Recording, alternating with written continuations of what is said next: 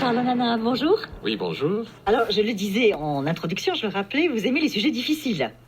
Mais pourquoi ce livre qui revisite l'opération turquoise et les génocides rwandais, maintenant et dans quel but? C'est très simple, c'est parce que l'histoire officielle est fausse, et c'est surtout parce que pendant 25 ans, on a essayé de nous imposer une version, alors même que des archives étaient ouvertes aux États-Unis et dans d'autres pays, mais enfin, tous les pays ne veulent pas ouvrir leurs archives, et on comprend pourquoi. Mais lorsque j'ai consulté les archives des Nations Unies, je me suis rendu compte qu'on nous a beaucoup menti.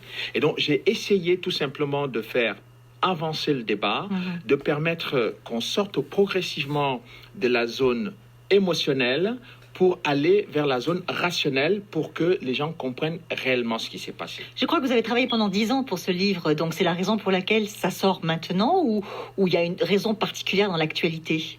Non, il y avait tout simplement le fait que j'avais accédé à beaucoup d'archives, mais je n'avais pas encore accédé à une bonne partie des archives du Conseil de sécurité des Nations Unies, parce que c'est là-bas que les choses se sont décidées.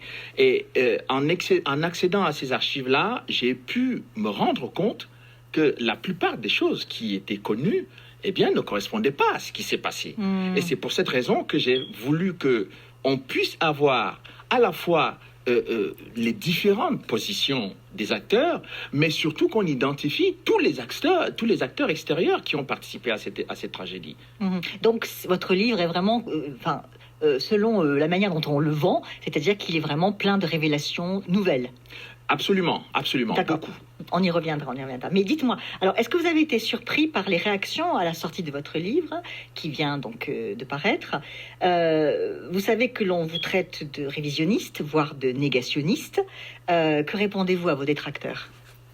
D'abord, que je n'ai pas l'habitude d'insulter ou d'injurier des gens qui ne sont pas d'accord avec moi. C'est mon éducation. On m'a appris à être poli, correct vis-à-vis des gens quand ils pensent ou quand ils disent des choses. Alors, la deuxième chose, c'est que ce n'est pas avec des injures qu'on fait avancer le débat, d'abord, et ensuite, ce n'est pas avec ça qu'on fait avancer le débat scientifique. Moi, je mets des choses sur la table.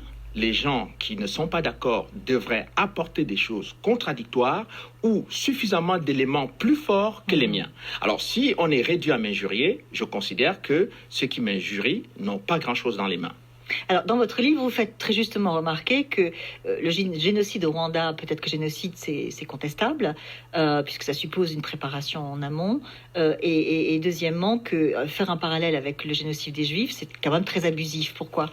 Alors, deux choses. La première chose, c'est que le gouvernement rwandais actuel a martelé pendant des années que la tragédie du Rwanda était planifiée par les Hutus, sauf que le président Hutu Juvenal Habyarimana est mort avant le début des massacres, et que le gouvernement qui est arrivé après lui n'a jamais travaillé avec Habyarimana. Donc, il y a déjà d'entrée de jeu un problème. Donc, il y a un hiatus. Il y a un problème. Donc, alors, le deuxième élément, c'est que le tribunal pénal international a démontré à travers tous les procès qu'il n'y a jamais eu de planification. Alors, s'il n'y a pas eu de planification, qu'est-ce qu'il y a eu ? Et c'est à ce moment-là que je me suis rendu compte qu'il y avait quand même beaucoup de problèmes. La deuxième grosse erreur, et là je trouve vraiment scandaleux, c'est qu'on compare les événements du Rwanda à la tragédie qu'ont connue les Juifs pendant la Seconde Guerre mondiale. J'ai travaillé quand même sur les tirailleurs africains, le rôle des Africains pendant la Seconde Guerre mondiale. Mais je ne vois pas, sur le plan sociologique, sur le plan politique et sur le plan militaire, comment on peut comparer le peuple juif qui a subi une tragédie, une horreur comme celle qui s'est passée pendant la Seconde Guerre mondiale, comment on peut comparer ça avec des gens qui se battaient pour la conquête du pouvoir. Parce que le problème entre Hutu et Tutsi, c'est que les uns sont au pouvoir et les autres veulent prendre le pouvoir que détiennent les premiers. Donc je ne comprends pas pourquoi même les intellectuels juifs acceptent qu'on puisse faire un tel amalgame. Je trouve que vraiment... Pas de négationnisme de votre part. Mais absolument pas. D'ailleurs, le terme de négationnisme vient justement des événements de la Seconde Guerre mondiale. Je ne vois pas pourquoi on essaye d'en faire une extension sur le dossier du Rwanda, aussi loin dans la bourse africaine. Ça n'est pas, je dirais, convenable et ce n'est pas très sage. Alors, tout de même, permettez-moi de vous faire remarquer que vous cherchez un peu la controverse, puisque, par exemple, vous n'hésitez pas à dédicacer votre livre à Pierre Péan, qui est décédé en juillet dernier. Donc, ça a dû être une grosse perte pour vous, d'ailleurs. Or, en son temps, lui-même avait été accusé par ses détracteurs d'avoir écrit un livre sur commande, juste pour minimiser les responsabilités françaises dans le génocide des Tutsis au Rwanda. Or, votre livre, à vous, La vérité sur l'opération turquoise, c'est la suite de Noir Fureur, Blanc Menteur, qui était le titre du livre de Péan en son temps. Et dans ce cas, assumez-vous les accusations d'ethnicisme déjà portées contre votre prédécesseur? Alors, d'abord, je dois dire une chose, c'est que Pierre Péan avait même été accusé d'être raciste. Alors, ce qui pour moi était insupportable de connaître Péan depuis des années, et de savoir tout ce qu'il a fait. Il était le premier à sortir Affaires africaines pour dénoncer les turpitudes de la France en Afrique. Donc, traiter ce monsieur de raciste, pour moi, c'était un scandale. Et d'ailleurs, je suis allé le défendre devant la 17e chambre pour dire que, eh bien, ce que Pierre Péan avait dit, moi aussi, je l'avais dit. Mais moi, on ne m'a jamais accusé d'être raciste. Donc, je trouvais que ce qui était fait contre lui était profondément, intellectuellement malhonnête. La deuxième chose, c'est que ce que dit Péan, ce n'était pas un livre de commande, parce que j'ai longuement travaillé avec Péan depuis des années sur d'autres dossiers. Mais son entrée dans le dossier du Rwanda s'est aussi fait un peu par mon biais, par mon canal, parce que je dirais que j'ai beaucoup influencé aussi Péan pour qu'il travaille sur cette affaire. Pourquoi?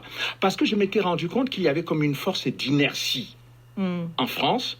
Il y avait des accusations qui étaient portées contre la France de façon systématique, mais on ne regardait pas tous les autres acteurs qui étaient impliqués dans ce dossier. Mais plus grave, c'est qu'on ne considérait pas que d'autres personnes dans la communauté rwandaise avaient subi des massacres tout aussi atroces. Tout à fait. Et tout cela... Vous parlez du cas, par exemple, de la minorité Hutu. Les Touas, qui sont la première minorité au Rwanda, mais leur cas a été complètement éteint. Enfin, ça n'est que 1%, si je peux me permettre. Mais c'est justement pour cela que c'est très important. Parce que s'ils étaient 1% avant la tragédie, combien sont-ils? En existe-t-il encore, d'ailleurs? Et donc, je pensais que cette façon de faire n'était pas d'abord bonne dans la façon de raconter l'histoire, mais ce n'était pas bon non plus pour obtenir la réconciliation entre Rwandais. Parce qu'on ne va pas les laisser en les stigmatisant de façon permanente et éternelle. Il va falloir qu'à un moment donné, ils finissent par se réconcilier, et on ne peut pas se réconcilier sans vérité. Alors, vous en parlez tout à l'heure, vous avez eu accès à des archives que nul autre n'avait consultées, en tout cas auparavant, mais ce travail remarquable que vous avez fait, il pose quand même la question, d'ailleurs dans la préface, le colonel Luc Marshall, l'ancien commandant des casques bleus de la mission des Nations Unies pour l'assistance au Rwanda, secteur Kigali, le souligne lui-même, mais comment se fait-il, d'une certaine façon, que vous ayez, vous, eu accès à ces archives et pas d'autres, et notamment, je pense bien sûr à la flopée de juges français qui ont enquêté notamment sur l'assassinat de Juvénal à Biryama, le président rwandais. Non, mais je me suis rendu compte qu'en fait, vous savez, il y a des grandes puissances qui sont mêlées à cette affaire, beaucoup de grandes puissances, et notamment les États-Unis, la Grande-Bretagne, etc. Et puis, en France, j'ai eu l'impression que parler des États-Unis, c'est très difficile. Et je me suis rendu compte que le premier élément, d'ailleurs, qui m'a frappé, c'est la commission d'enquête parlementaire, ce qu'on appelle la mission d'information. Dans la mission d'information a peu parlé du rôle des États-Unis. Il y a une phrase, je dirais, soyons honnêtes, un paragraphe pour parler du rôle des États-Unis et surtout pour dire qu'il n'y a pas eu de complot américain. Bon, le mot complot ne me convient pas du tout, et je n'aime pas l'utiliser parce qu'il ne veut plus dire grand-chose, mais quand les États-Unis ont ouvert leurs archives en 2001 et que on a... Mais pourquoi les ont-ils ouverts que en 2001 ? Mais je n'en sais rien, mais probablement parce qu'ils se sont dit... Il y avait... Non, je pense que comme on avait changé de régime, on s'est dit qu'on peut sortir les archives qui dataient de l'époque de Clinton. Donc pour les républicains, ils ne se sentaient pas totalement concernés par ce dossier. Mais ce qui était important, c'est que les Américains, dans leurs propres archives, montrent quel est leur degré d'implication dans l'histoire. Et il a fallu attendre presque 17 ans c'est en 2017 qu'une journaliste britannique, dans The Guardian, sort une information parlant du rôle secret des États-Unis dans la tragédie du Rwanda, dans le génocide du Rwanda. Mais je me rends compte qu'en 1998, lorsque les parlementaires français décident de travailler sur cette affaire, et ils ont quand même la possibilité d'interroger beaucoup de gens, ils interrogent un seul responsable américain, M. Herman Cohen. Et pas d'autres personnes. mais quand vous voyez les câbles diplomatiques américains, quand vous voyez les rapports des États-Unis, de la CIA, du Pentagone et du département d'État américain, vous êtes quand même frappé par le fait que cette histoire est... Si vous me permettez, les sénateurs français n'ont pas si mal choisi, puisque Herman Cohen était justement au cœur, au fait, aussi. Oui, en fait, l'idée américaine, c'était de faire tomber Mobutu. Oui, depuis, 1992, tout à fait, je suis totalement d'accord avec vous, mais dans ce qui se passe en 93-94, on a besoin de savoir quel est le rôle que jouent les Américains dedans. Et personne ne veut en parler. Et le problème, c'est que ce que j'apporte aujourd'hui comme élément important, c'est que contrairement à ce qu'on pense, le rôle de la France dans cette affaire n'est pas aussi important que celui des États-Unis ou de la Grande-Bretagne. Parce qu'au Conseil de sécurité, ceux qui décident pendant les 2 mois qui vont être les 2 mois d'horreur et de massacre au Rwanda, c'est les États-Unis et la Grande-Bretagne qui prennent des positions pour dire qu'on ne part pas. Sans déflorer votre livre, parce que vous voulez quand même que les gens l'achètent et le lisent, oui. Quelle est la responsabilité des Américains dans le génocide au Rwanda? Elle est centrale. Elle est centrale pourquoi? Parce que pendant les négociations de paix, les négociations d'Arusha, il est question de partage de pouvoir entre Hutu et Tutsi. Et les deux parties, l'OFPR de Kagame, signent les accords d'Arusha pour obtenir le partage du pouvoir. Et ce partage du pouvoir va encore beaucoup plus loin parce qu'on finit par donner un pourcentage très important aux rebelles dans l'armée. C'est-à-dire que l'OFPR de Paul Kagame allait devenir une force beaucoup plus importante que l'armée Hutu qui était là depuis des années. Mais avant que ces accords ne soient mis à exécution, c'est là qu'on décide d'éliminer le président Juvenal Habyarimana. Et les Américains, une fois que cet attentat a lieu, au lieu de demander qu'on revienne donc aux accords d'Arusha, ce que demandent les autorités et les Français, ils disent non, ils laissent pendant 2 mois, les massacres se dérouler. Mais quand je fouille dans les archives du Conseil de sécurité, mais pourquoi ils font ça en accord avec l'OFPR? C'est parce que l'OFPR avait une supériorité militaire. C'est-à-dire que l'OFPR... Donc ils ont joué la carte militaire sur le terrain. Voilà. Et ils ont parié sur Kagame d'une certaine façon. Ils ont parié sur Kagame. Il n'était pas encore le numéro 1. Il faut quand même rendre à l'histoire ce qu'il a fait. C'est lui qui était le commandant militaire. C'était le commandant militaire. Et donc on savait qu'une fois qu'il remporte la victoire militaire, il n'y aura plus de partage de pouvoir entre Hutu et Tutsi. Et c'est de ça dont on ne veut pas parler. Parce que depuis 25 ans, on nous parle du génocide pour que nous n'ayons pas à parler de pourquoi les accords d'Arusha n'ont pas été appliqués. Et si les accords d'Arusha n'ont pas été appliqués, pourquoi on a tué Habyarimana? Et qui a tué le président Habyarimana? Alors, qui a tué Habyarimana? 2 présidents. Moi, je l'ai dit en 2002, en disant que le président Kagame est l'auteur de cette affaire. Pourquoi? Thèse reprise par Péon, qui avait été contestée ensuite, qui n'a pas été entérinée par les juges français. Alors, ce qui est quand même important, c'est que lorsque le président Kagame a quand même déposé une plainte devant la 17e chambre contre moi, il n'y avait pas que le président rwandais, il y avait l'État rwandais. Donc, j'ai eu 2 grandes plaintes qui ont été retirées 48 heures avant le début du procès. Donc, pour moi, le président Kagame donnait là un aveu public de son rôle. Parce que vous ne déposez pas une plainte contre un journaliste et retirez ça, alors que juste au moment où on vous dépose les preuves pour montrer votre rôle. Donc, je pense effectivement que c'est l'assassinat d'Habyarimana. Vous savez que, par exemple, aujourd'hui en France, la plainte sur l'assassinat du président Habyarimana n'a toujours pas abouti. Oui, absolument. C'est pour ça que je vous pose la question. Alors qu'on a jugé tous les Hutus devant le tribunal pénal international, l'ancienne procureure Louise Arbour, qui était la Canadienne, a fini par dire que finalement Kagame avait fait des pressions sur le tribunal pénal international pour qu'on ne fasse pas de la lumière sur l'attentat. Le procureur Carla Del Ponte s'est retrouvée mise à l'extérieur, sortie de son poste de procureur, parce qu'elle a voulu commencer à regarder ce que l'OFPR faisait. Donc, si vous voulez, on a construit une histoire erronée, une histoire fausse, pour nous faire entendre un seul son de cloche. Et moi, je voulais qu'on essaye d'avoir l'ensemble des éléments qui permettent à chacun de se faire une opinion objective sur ce qui s'est réellement passé. D'accord. Donc, dans les archives que vous avez consultées, dont vous vous rendez compte dans votre livre, qui fait 650 pages, je rappelle, donc qui est quand même assez volumineux. Oui, et qui n'est pas attaqué jusqu'à présent. Vous apportez la preuve, donc, que les Américains avaient parié donc, sur la victoire militaire du FPR et donc sur Kagame, d'une certaine façon. Alors, j'apporte beaucoup d'éléments. D'abord, les premiers éléments qui montrent que le FPR, pendant les négociations d'Arusha, les Américains ont toujours soutenu Kagame à travers le représentant, l'attaché militaire qui était sur place, Madame Joyce Leader. Et je montre également que une fois que les massacres ont eu lieu, les États-Unis ont refusé qu'on puisse avoir sur le terrain une force multinationale qui allait arrêter les massacres des Hutus, des Tutsis et des Twa. Et l'autre volet que j'apporte, c'est que finalement, pendant cette période-là, les États-Unis vont déployer militairement des forces en Ouganda. Et ces forces vont être ramenées à Kigali pour consolider militairement le pouvoir de Kagame. Pourquoi?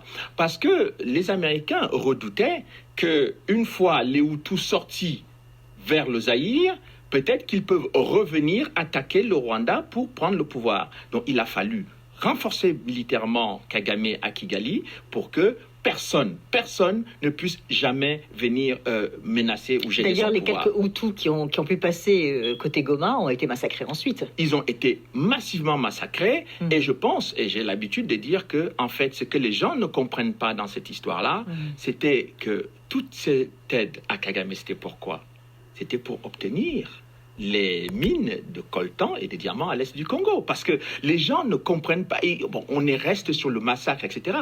Mais on a laissé tout ça se faire parce que ceux qui voulaient mettre Kagame au pouvoir devaient être récompensés par les mines de coltan et des diamants en République démocratique du Congo. C'est pour ça que la République démocratique du Congo aujourd'hui vit une situation terrible, c'est-à-dire qu'on a dépassé le nombre de morts qu'il y a eu dans la tragédie rwandaise. C'est-à-dire on a dépassé l'ensemble de la population rwandaise de 1994, c'est-à-dire près de 6 millions de personnes, on est à près de 10 millions de morts au Congo et personne ne veut en parler parce que parler de ces morts-là signifie interroger le rôle et l'action de Kagame et du Rwanda sur le territoire congolais. Et tout à fait. Et d'ailleurs, Herman Cohen a dû le dire au sénateur français, puisqu'il me l'a dit moi en interview, il y a eu un lâchage des États-Unis de Mobutu. Parce que le pari a été mis sur la tête de Kagame.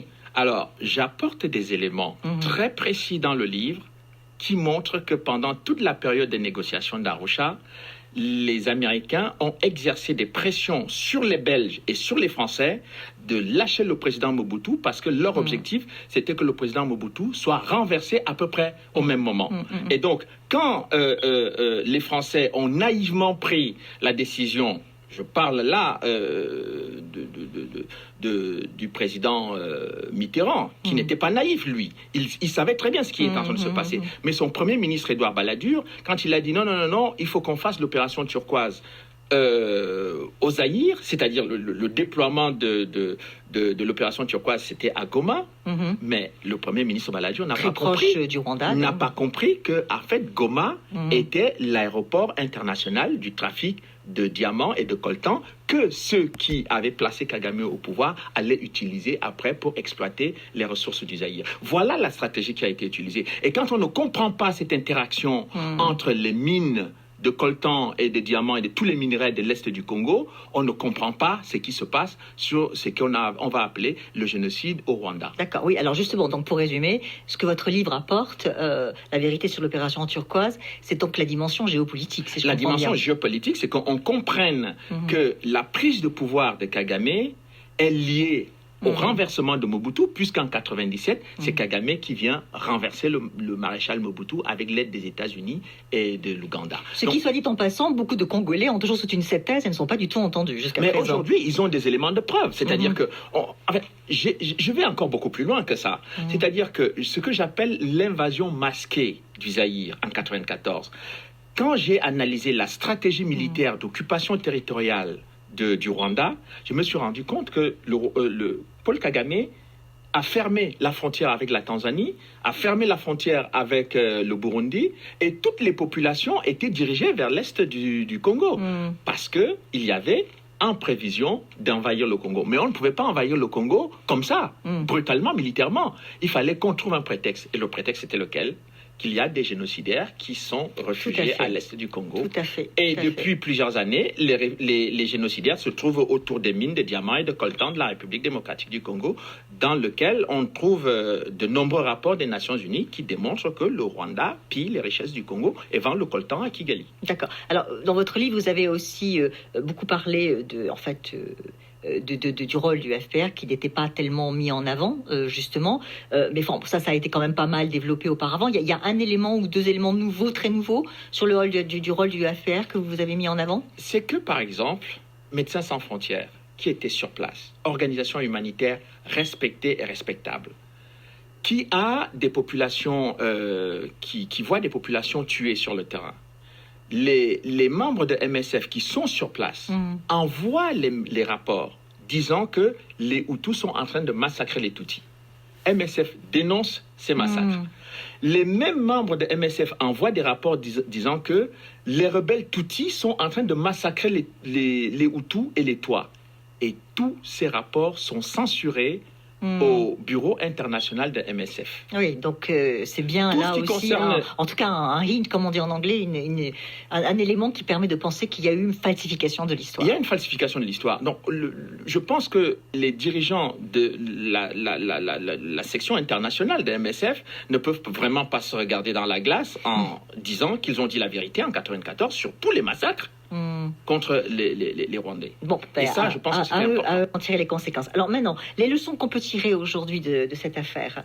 La première question que j'ai envie de vous poser, c'est que, bon, d'une certaine façon, en défendant l'honneur de l'armée française, comme un peu ça a été pris pour la présentation de votre livre a été faite un peu comme ça. Est-ce que d'une certaine façon, vous en prenez pas à la politique étrangère de la France qui a travaillé sur la réconciliation avec le Rwanda? Est-ce que vous n'êtes pas un peu en porte-à-faux par rapport à tout ce que les présidents français ont fait depuis François Hollande pour se rapprocher du Rwanda, se réconcilier avec le Rwanda?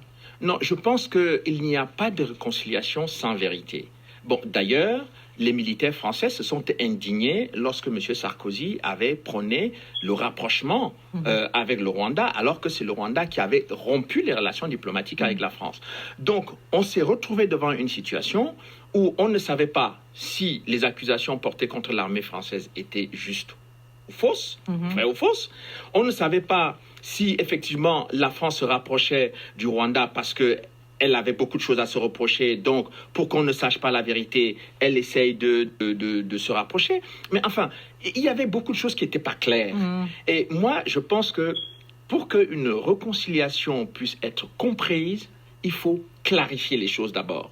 Et la difficulté que la France a aujourd'hui, c'est de ne pas être capable, en mesure, avoir le courage politique de dire précisément que toutes les accusations qui sont portées contre l'armée française sont fausses. On peut accuser la France d'autre chose, mais pas d'avoir organisé, planifié et exécuté le massacre. Mais quand même, le Rwanda est présenté comme un modèle pour l'Afrique. Il en est un sur le plan économique. Non, mais ça, c'est de la propagande d'ailleurs. Ce qui serait intéressant, c'est qu'on sache d'où... Écoutez, quand on me parle du Ghana, on me dit que le Ghana est un pays qui se bat, mais parce que le Ghana travaille qu'avec ses ressources. Le Ghana ne va pas piller les ressources de son voisin. Bon, alors, le Rwanda, il faut qu'on nous dise d'où viennent les ressources du Rwanda pour faire ce qu'ils sont en train de faire au Rwanda. Je pense que ce soit les Occidentaux ou les Africains qui prennent le Rwanda comme modèle, il faut qu'ils demandent clairement d'où viennent les ressources du Rwanda pour construire ce pays. Si on viole les femmes à l'est de la République démocratique du Congo et qu'on se tait, si on massacre les populations civiles, si on utilise les enfants dans les mines de diamants et de coltan, si chaque jour les populations congolaises sont en instabilité permanente jusqu'à la tête du pays, parce que le Rwanda mène des incursions qui sont aujourd'hui démontrées par la MONUC, je pense que ce n'est pas très sérieux, ce n'est pas très correct. Il faut dire la vérité sur ce qui se passe et alors à ce moment-là, eh bien, on va applaudir le Rwanda. Si le Rwanda arrive à se développer par ses propres ressources, moi je serai le premier à dire, allez voir comment ils font parce que leur méthode est efficace. Mais si c'est pour se développer en dépouillant le voisin, je pense que ce n'est pas très honnête et ce n'est pas très correct et ce n'est pas comme ça que l'Afrique va se développer. Charles Onana, Merci beaucoup pour tous ces éclaircissements. Je vous remercie.